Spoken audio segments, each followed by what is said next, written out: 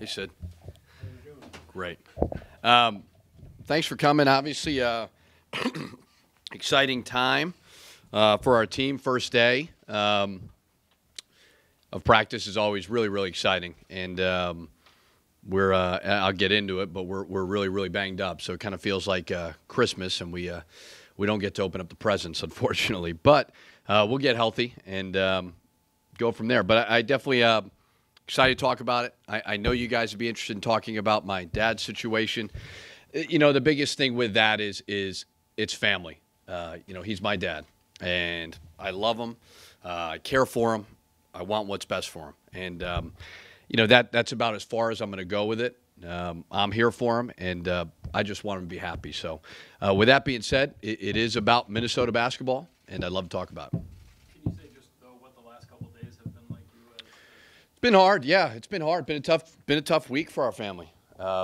Really hard. And, you know, that's life, right? I mean, we all deal with it to a certain extent with family or whatever. You know, so you just got to band together and be there for each other. Why are you playing games on Sunday against the Vikings? Why are we playing? Oh, on Sunday? The Vikings are playing the same Sunday. I don't know. I don't know. Is it Big Ten games? TV. Yeah, I guess must be for TV. Gotcha. Yeah, it must be TV. Top TV competition. Yeah. It's not up to me. I would change it if it was. Okay. Richard, did you see anything at Louisville that that would corroborate some of the allegations, or even here as well? No. That would do that. Yeah. No. What's it been like, Richard, with the roles being reversed? I mean, your dad for all these years being there for you, now you being there for him. Well, you know, I mean, I think we're always there for each other. You know, I don't know if.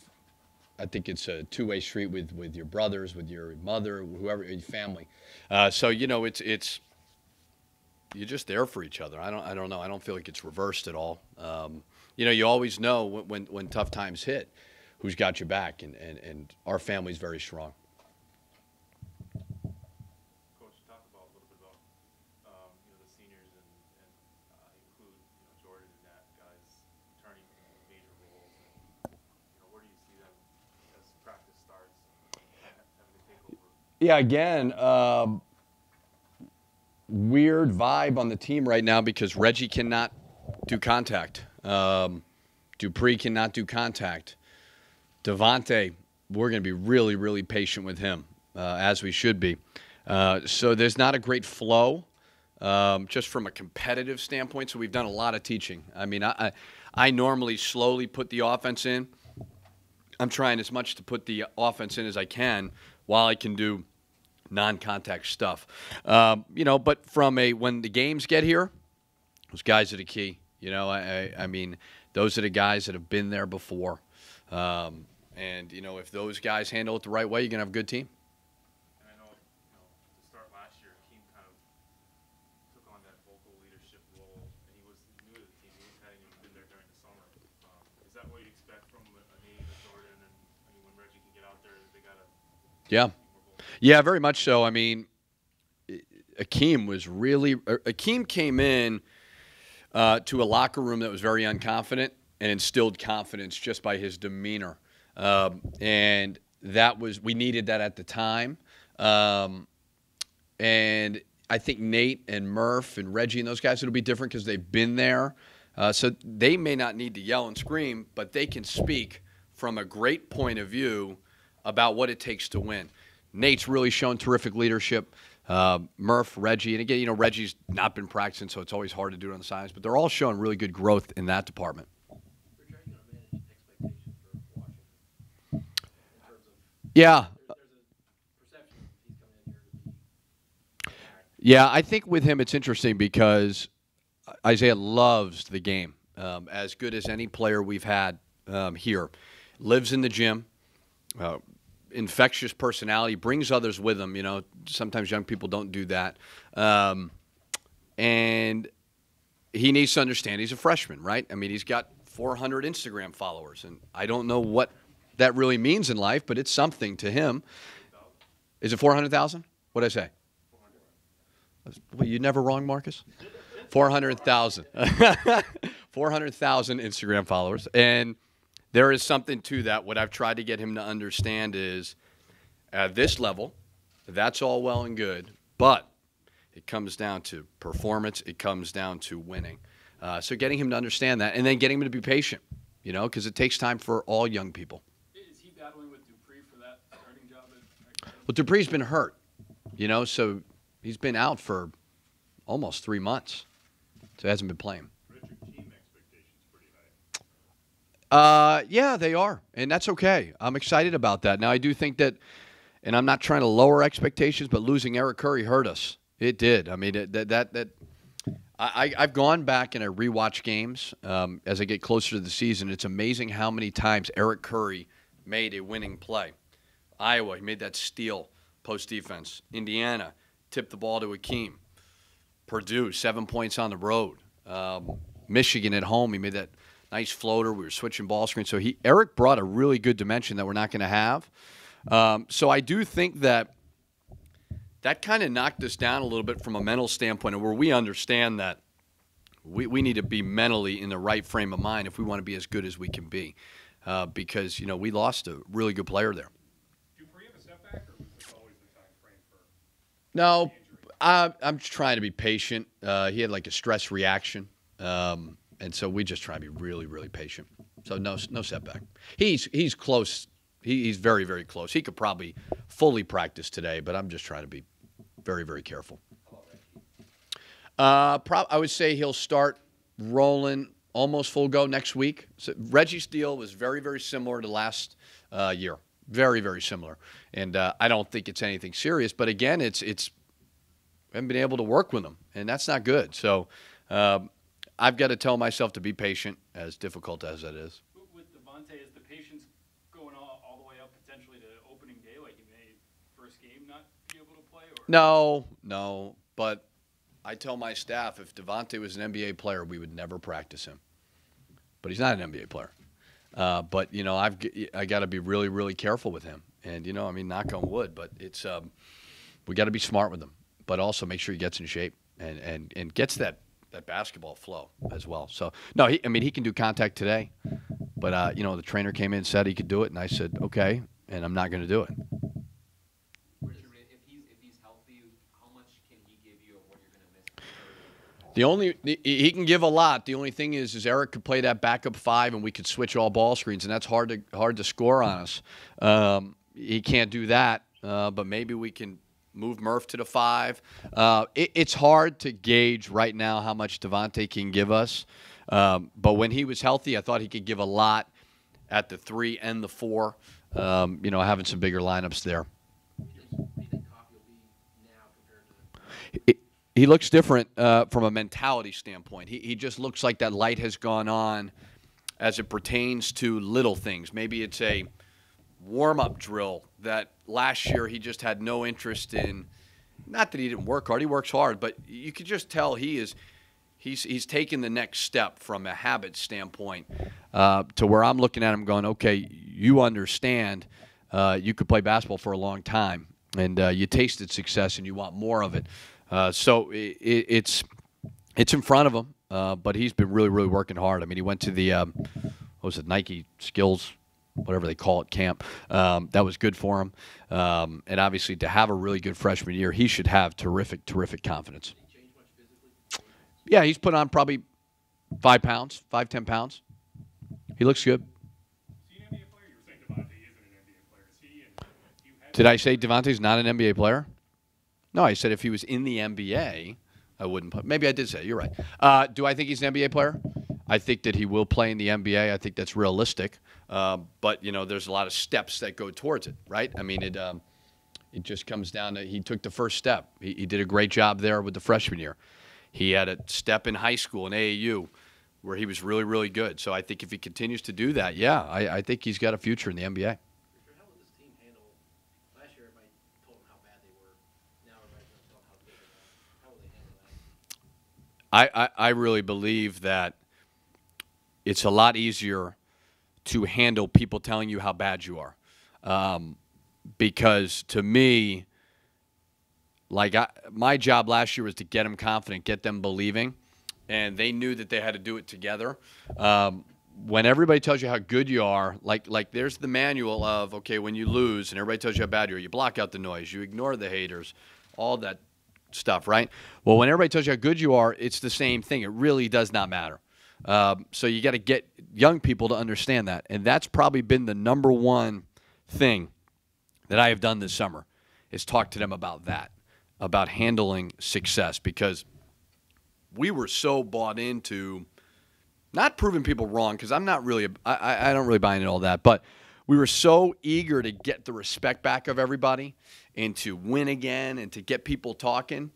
We got to understand that that can go away. You know, that's fleeting as well. So what got us here was doing it for each other, no ego, working hard, and but this group has shown that thus far, but still very early. Because of the first round exit, do you sense there's sort of an unfinished business type of dynamic with most of the team back, and obviously they want to get further this year than last year? Can that fuel them? You know, it's just so far away, to be honest with you. I mean, I think that they tasted the success. And if we are fortunate to get there again to the NCAA tournament, you know, we'll review, hey, what did we not do right? You know, got to stay healthy, obviously. But, you know, was there something else that we could get better at from it? But that's a long way away. We don't really we're not a big, you know, we have goals, certainly, but we don't really talk necessarily about that. We're kind of a day-to-day program. Coach, you talked about Washington. Could you maybe fill us in on the other freshman on the team now? Yeah, Jameer Harris, terrific three-point shooter.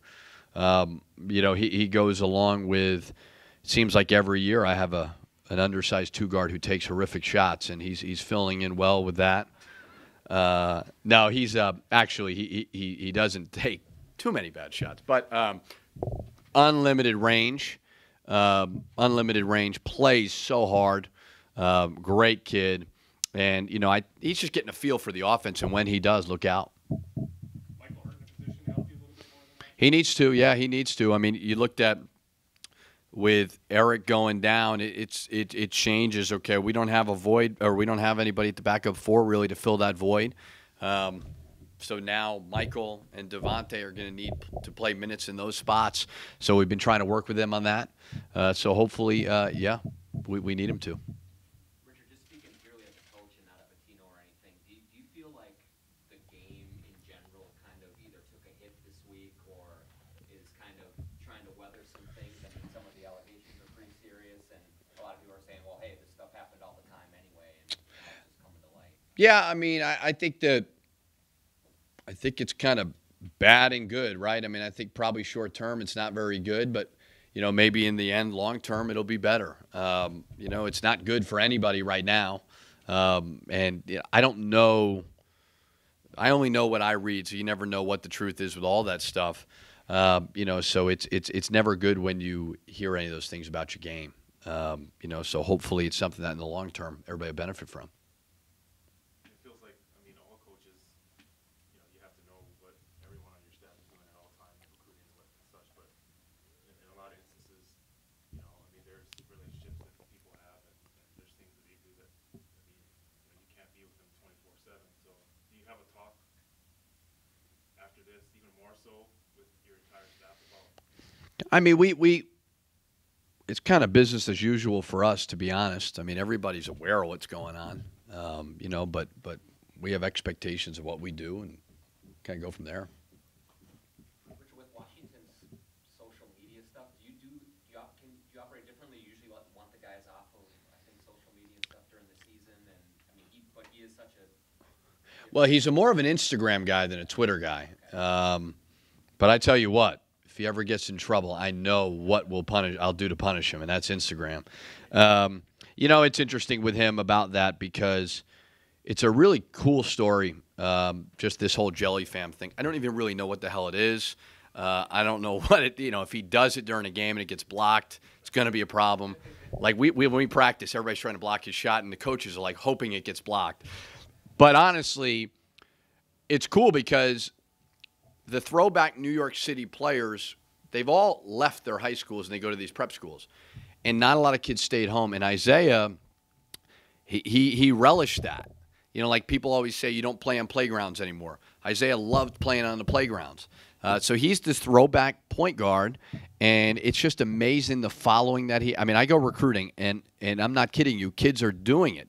You know, they're doing the jelly and all that stuff, and it's unbelievable. So there's something there, like I said, you know, and I told him, I said, you did something great. Now let's use it the right way.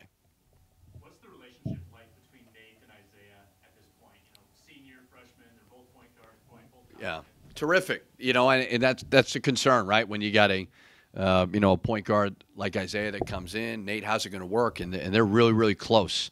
And again, I think Isaiah has that personality, and Nate's got that confidence that they both they want to make each other better. And you know, Dupree being hurt has helped. I've done different lineups. I put them together, and it's looked pretty good. Nate had such a solid year last year. What do you expect from him this year? Just kind of this team goes as he goes to. You know, the word you used is Nate. He's solid. You can trust him on the court. He just something about consistency that's really, really good.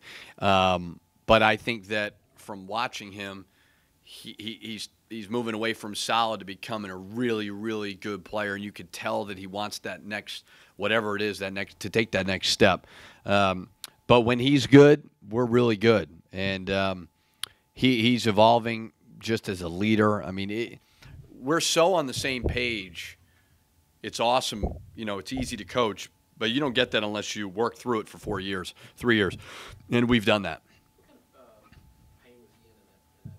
You know what? I probably underrated it because he wasn't playing well, and he's a tough kid and he's a quiet kid. But he was out for 2 months after the game. So he was in a lot of pain. He just wanted to fight through it, and he's not the type of guy that's going to say during a huddle, like, you got to take me out. And when Akeem got hurt, we were in trouble from a depth standpoint. And then when Nate got hurt and I had to get him out, it was really, really hard. So, yeah, he was in a lot of pain, but you would never know during the game. He was fighting it. Coach, you said that you tried Nate and Isaiah in the same lineup. Does it matter who's the point guard and who's playing off the ball? They can both do it. It's just a matter of who can remember the plays, as silly as it sounds from my standpoint. You know, that's really – I always tried for my ones and twos – to know we run through the plays and I switch the positions around. I have my 4s and 5s do the same.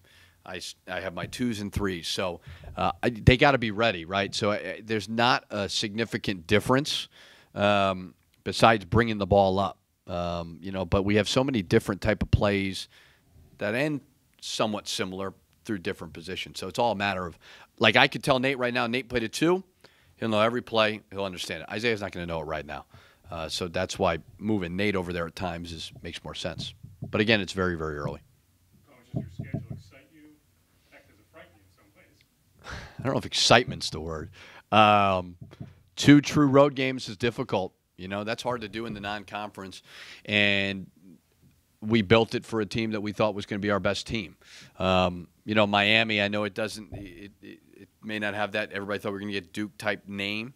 Miami's a really, really good opponent at home. Alabama's a really, really talented team. I'm forgetting one. At Arkansas, at Providence, and then Harvard at home is another really, really tough game to go along with 2 Big Ten games in December. It's a lot. But I think we've got a team to do it. You know, I really do. And these guys, you know, if we stay healthy, they'll be ready for it. Richard, what did you ask Murphy this offseason to do? A little bit of everything, evolve, get a little bit, you know, obviously everybody talks about shooting, and he's working on that, and he's getting better at it, expanding his game, getting a little bit quicker. You know, I think that's something we've worked on. But then getting good at what you're good at. You know, continue to get better at that. You understand where your bread is buttered. So, you know, don't consume yourself with three-point line, et cetera. Like, we'll work on that. We're going to develop that. But understand why you've had success. And he's had a really, really productive summer.